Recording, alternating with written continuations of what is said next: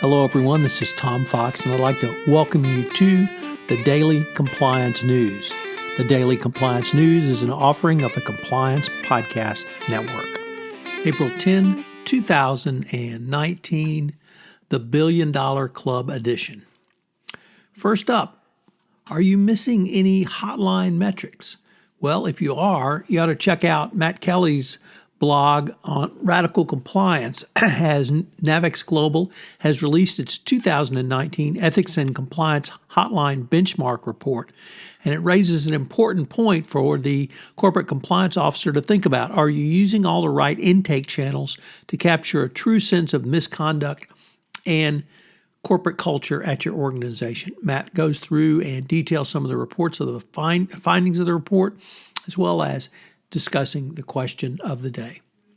Next up, the Brazilian mining company Vale continues to take it on the chin as large numbers of institutional investors are dumping the stock for its continued safety violations and the two catastrophes with the dam collapses, killing multiple people.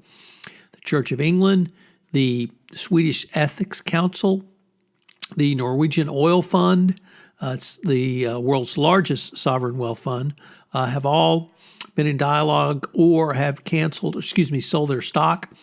The German investment firm or Union Investment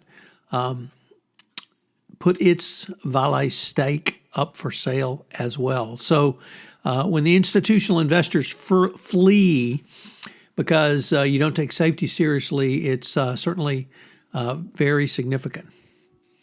Next up, our good friend Standard Chartered Bank fined $1.1 billion for violating sanctions and anti-money laundering laws. The British bank agreed to pay this to settle allegations by authorities in the United States and the United Kingdom that it violated AML laws and economic sanctions.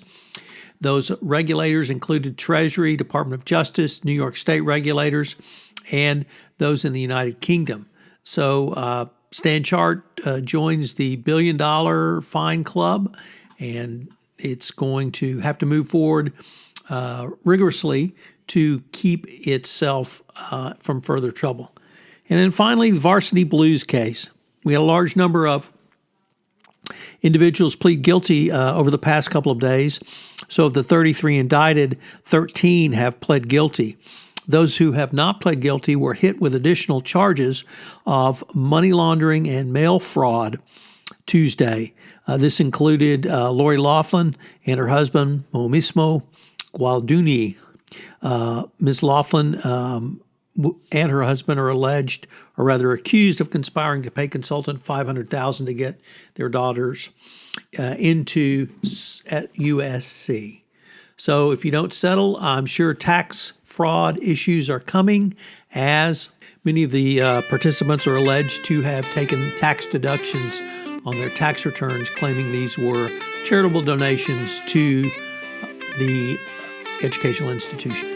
Not really having a dog in the hunt of the NCAA finals yesterday, I still want to give a shout out to the University of Virginia, which won its first NCAA title. Congrats. As you may know, we've had several new offerings on the Compliance Podcast Network.